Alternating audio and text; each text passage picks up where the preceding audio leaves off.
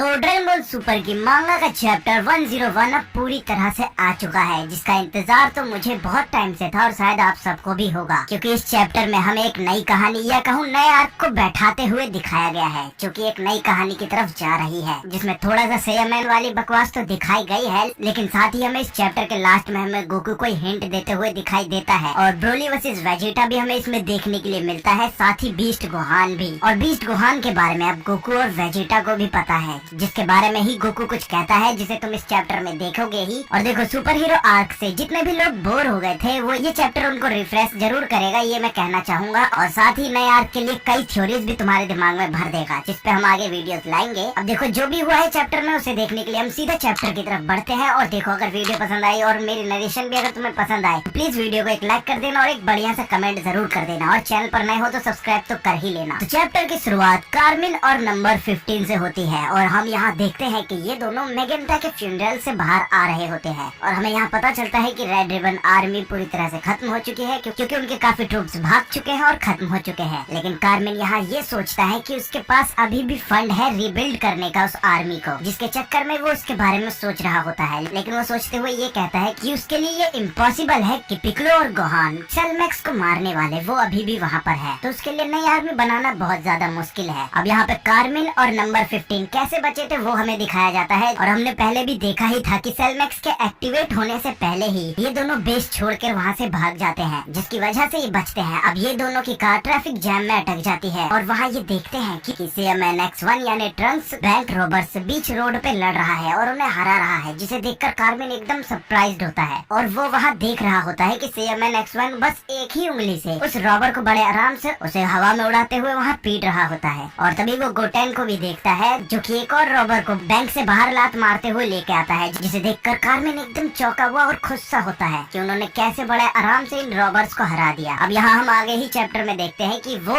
उन दोनों को रेड पिज्जा में इनवाइट करता है, जहाँ वो उनको पिज्जा खाने के लिए बुलाता है और कुछ अपने दिमागी चाल से उन्हें अपनी आर्मी में ज्वाइन करने के लिए कहता है, जिसमें उन्होंने गामा 1 को सुपर हीरो दिखाया था, वैसे ही ये यहाँ पर उन्हें सुपर हीरो दिखाते हुए इविल गाय को हराने के लिए कहता है, जिसमें वो कहता है कि अगर वो ऐसा करेंगे तो उन दोनों को वो काफी ज्यादा पैसा देगा। और यहाँ ट्रंक्स ये मान जाता है और कहता है कि हमारे जैसा यहाँ है ही कौन जो हमारे लेवल को मैच करेगा। और कार्मिन फिर वैसी ही कहानी सुनाता है जैसा उसने पहले सुनाई थी, कि एक सीक्रेट ऑर्गेनाइजेशन में वो काम करता है, जिसमें अर्थ को बचाने का काम वो उन्हें देना चाहता है। अब उसी बीच गोटेन अलग जाके अपने फैन गर्ल्स को पोजेस दे रहा होता है। अब थोड़ी देर सोचने के बाद ट्रंक्स हाँ कर देता है और उन इविल गाय को हराने के लिए मान जाता है, और वो ये इसलिए करता है क्योंकि वो ये चाहता है कि वो मे को अपनी ये कूलनेस की वीडियोस दिखाए और ये कूल फाइट मोमेंट्स उसे दिखाए। और फिर अब कार्मिन उन दोनों को लेकर सीधा गोहान के घर की तरफ निकल जाता है। अब यहाँ से कहानी सीधा बेरस के प्लेनेट पर जाती है, जहाँ हम वेजिटा वर्सेस ब्रोली को होता हुआ देखते हैं। और वहाँ ब्रोली सीधा वेजिटा की तरफ काफी तेजी से उसे मारने के लिए बढ़ता है, और दूर से ही कई सारे ब्लास्ट अटैक्स उस पर कर रहा होता है, जिसे देखकर वेजिटा स्माइल कर रहा होता है। और उन अटैक के उसके पास आते ही वो काफी ज्यादा स्पीड दिखा के अपने हाथों से ही उन अटैक्स को इधर उधर फेंकने लगता है, और काफी तेजी पकड़ते हुए सीधा वो ब्रोली के पीछे जाकर उसके कानों में कहता है, क्या तुम पागल होने वाले हो ब्रोली। अब हम यहाँ देखते हैं कि ब्रोली सीधा पीछे मुड़कर एक पावरफुल पंच वेजिटा के चेहरे पर दे मारता है, जिसे वेजिटा जानबूझकर अपने चेहरे पर लेता है, जो कि उसके सीधा सिर पर लगता है। और सिर पर लगने के बाद वही वेजिटा के सिर से खून निकलने लगता है, जिसे देखकर ब्रोली एकदम हैरान और चौंका हुआ होता है। लेकिन वेजिटा अभी भी यहाँ स्माइल कर रहा होता है, और स्माइल करते हुए कहता है कि गुस्सा होने में कुछ भी गलत नहीं है, क्योंकि गुस्सा हम सेयंस की ही पावर है, और तुम्हारी प्रॉब्लम सिर्फ यही है कि तुम उस गुस्से में अपना कंट्रोल खो देते हो। अब वेजिटा ऐसा कहने के बाद काफी तेजी से अपनी पावर बढ़ाने लगता है और खुद को सुपर सेयन में बदल लेता है, और ब्रोली से फिर कहता है कि अपने रेज को कंट्रोल करो। अब यहाँ वेजिटा काफी बार उस पर अटैक करते हुए ऐसे ही उसे प्रोवोक कर रहा होता है, उसे चिढ़ाने में लगा होता है, ताकि वो अपनी पावर को बढ़ाकर दोबारा बेकाबू सा हो जाए। और यहाँ शायद से ब्रोली की ट्रेनिंग ही चल रही होती है, जिसके लिए ही वेजिटा बार बार ऐसी बातें कह रहा होता है। और वेजिटा काफी रेज में काफी तेजी से ब्रोली पर लगातार अटैक कर रहा होता है, और उसे पंचेस से मारते हुए पीछे धकेल रहा होता है। और वहीं वेजिटा उसे धकेलते हुए सीधा एक पावरफुल पंच ब्रोली के पेट पर दे मारता है, जिससे ब्रोली काफी ज्यादा चिढ़ता भी है, लेकिन वो खुद को फिर संभाल लेता है। अब उन दोनों में ऐसे ही फाइट जब चल रही होती है, तभी हम गोकू और विस को देखते हैं, और वहाँ गोकू इस चीज को लेकर चिंता में होता है कि शायद ब्रोली फिर से अपनी बर्ज़र्क फॉर्म में चला जाएगा। लेकिन विस यहाँ कुछ बातों को नोट करते हुए कहता है कि गोकू यहाँ कुछ चीजें अब चेंज हो चुकी है, जिसमें गोकू विस की बातें कुछ समझ नहीं पाता है। अब यहाँ ब्रोली खुद को शांत करते हुए एक जगह पे खड़ा होता है और उसे जो ऐसा खड़ा होता हुआ देखकर तुम्हें पक्का गोकू का शांत होना याद आ रहा होगा। अब हम यहाँ देखते हैं कि ब्रोली खुद को शांत करके है और वहीं हम देखते हैं कि वेजिटा भी अपनी की को कम करके एक पेड़ के पीछे छुप जाता है, लेकिन ब्रोली इस चीज को समझ लेता है और वो तुरंत वेजिटा पर एक अटैक करता है, जिसे वेजिटा डॉज करके वहाँ से भागने लगता है, जिसे गोकू और विस देखकर भी काफी ज्यादा खुश होते हैं कि ब्रोली अभी काफी ज्यादा प्रोग्रेस में है। लेकिन अब यहीं से असली ट्रेनिंग शुरू होती है और वेजिटा ये नोट करता है कि ये काफी ज्यादा अच्छा होता जा रहा है। ये फाइट के दौरान बेकाबू नहीं हो रहा है और काफी अच्छी तरह लड़ रहा है, लेकिन वो अपने उस एंगर में नहीं जाएगा तो ये अपनी पूरी पोटेंशियल, अपनी ट्रू स्ट्रेंथ हमें नहीं दिखा पाएगा। तो ब्रोली को इस चीज को समझना होगा और अपनी ट्रू स्ट्रेंथ को बाहर निकालना होगा। अब यहाँ से गोकू ब्रोली को सजेस्ट करता है कि तुम भी सुपर सेयन में जाओ और उसे कंट्रोल करो, लेकिन ब्रोली यहाँ कहता है कि ये मेरे लिए डिफिकल्ट होगा अभी। अब इन्हीं सभी फाइट के खत्म होने के बाद वो सब आपस में ही ऐसे बातें कर रहे होते हैं और तभी हम फाइट के बाद लेमन को देखते हैं, जो कि सभी को ऐसे ही ड्रिंक्स दे रहा होता है और उन सभी में ऐसे ही बातें चल रही होती हैं। और फिर हम वहाँ चिलाई को भी देखते हैं, जो कि ये कहते हुए आ रही होती है कि तुम सब कितने ज्यादा केयर फ्री हो। ये बताओ अगर फ्रीजा यहाँ आ गया तो क्या होगा? तुमने खुद बताया था ना कि वो ब्लैक फ्रीजा एक बुरे सपने की तरह है। अब यहाँ गोकू पानी पीना रोकता है और एक सोच में पड़ जाता है और कहता है हाँ, वो एक बुरे सपने की तरह है और वो एक बुरा शख्स है, लेकिन वो कमाल का है। उसने खुद को ट्रेन किया और हमें बस थोड़े ही समय में सरपास कर दिया। अब यहाँ बीरस बातों को काटते हुए कहता है कि गोकू हमेशा तुम्हारे से ऊपर कोई ना कोई जरूर जाएगा, इसलिए तुम्हें हमेशा ट्रेनिंग करती रहनी होगी और अगर ट्रेनिंग करते हुए तुम मुझे सरपास कर देते हो तो मैं तुम्हें अगला गॉड ऑफ डिस्ट्रक्शन बनाऊंगा। अब गोकू यहाँ जवाब देता हुआ कहता है कि मैं गॉड ऑफ डिस्ट्रक्शन नहीं बनना चाहता हूँ। अब यहाँ उन बातों के बाद बीएस विश से पूछता है कि विश तुमने कुछ अर्थ पर डेंजर महसूस किया था।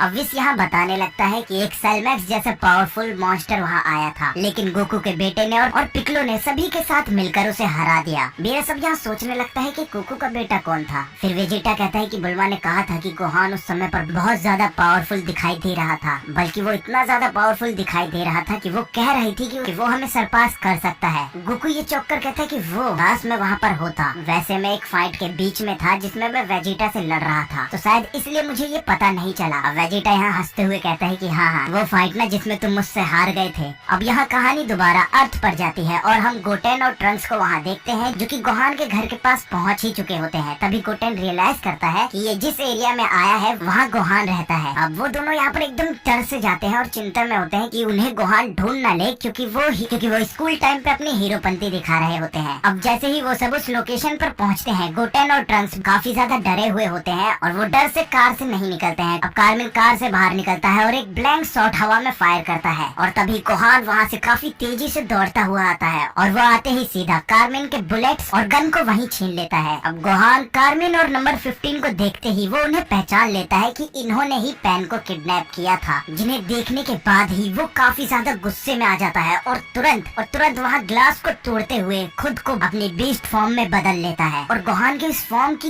इतनी ज्यादा पावरफुल होती है कि वो उस गार्डन में काफी बड़ा एक होल बना देती है। और इस बार गोहान की ये बीस्ट फॉर्म की इतनी ज्यादा पावरफुल और बड़ी होती है कि गोकू और वेजिटा भी बीरस के प्लेनेट पर उस चीज को सेंस कर लेते हैं। तभी वेजिटा कहते हैं कि कैकरॉट शायद से ये वो हो सकता है। फिर गोकू कहता है कि ये की। अब यहाँ कार्मिन गोहान से काफी ज्यादा डर कर सेयरमैन को फाइट करने के लिए बाहर बुलाता है, लेकिन वो गोहान को देखकर पहले ही डरे हुए होते हैं। अब गोहान गोटेन और ट्रंक्स को वहाँ पर नोटिस करता है और उनसे पूछता है कि आखिर यहाँ चल क्या रहा है और उन्हें ये सब एक्सप्लेन करने के लिए कहता है कि आखिर तुम ड्राइड रिबन आर्मी के साथ कर क्या रहे हो, मुझे बताओ। और ऐसा कहने के बाद अब गोहान अपनी बेस फॉर्म में आ जाता है और तभी हम देखते हैं कि गोकू टेलीपोर्टेशन का यूज कर सीधा अर्थ पर आ जाता है और वो उस कार के ऊपर ही आकर खड़ा होता है और वहीं से सभी से कहता है कि यो कैसे हो सभी, काफी समय हो गया मिले हुए है ना। और यहीं पर ये चैप्टर खत्म होता है। तो तुमने देखा ही कि इस चैप्टर में हमें कितनी सारी चीजों के हिंट दी गई है, जैसे कि गॉड ऑफ डिस्ट्रक्शन से लेकर ब्रोली का अल्ट्रा इंस्टिंक्ट तक का सीखना, साथ ही ब्लैक फ्रीजा को भी लेकर हमें हिंट इसमें दिया गया है, जिसके बारे में पक्का हमें आगे बहुत सी चीजें दिखने वाली है। और साथ ही मेरे ख्याल से तो हमें यहाँ पर गोकू वर्सेस बीस्ट गोहान भी देखने के लिए मिल सकता है, क्योंकि गोकू को भनक तो लग चुकी है कि शायद गोहान उन्हें सरपास कर सकता है, तो गोकू तो उसे टेस्ट करना जरूर से ही चाहेगा। और तुम्हें बता दूं, इसके आखिर में एडिटर का एक नोट है जिसमें एडिटर कहता है कि गोकू कुछ जटिल स्थिति में दिखाई देता है। क्या गोकू ऐसा करने के बारे में सोच रहा है? अब वो किस चीज के बारे में सोच रहा है, क्या एडिटर हमें बताना चाहता है, वो तो मुझे नहीं पता, लेकिन मेरी तरफ से ये हिंट है कि गोकू वर्सेस गोहान हमें शायद से देखने के लिए मिलेगा, जिसके बारे में एडिटर भी हिंट दे रहा है। बाकी अगला चैप्टर भी शायद तुम्हें काफी ज्यादा मजा देने वाला है। अब धीरे धीरे ड्रैगन बॉल की मांगा में तुम्हें मजा आने ही वाला है, जिसके बारे में पहले भी काफी चीजें बता दी गई। बाकी ये चैप्टर तुम्हें कैसा लगा और आगे के लिए तुम्हारी क्या थ्योरीज है वो भी कमेंट करके जरूर बताना। शायद मैं आगे अपनी थ्योरीज पे भी कुछ वीडियोस आगे लाऊंगा। बाकी तुम्हारी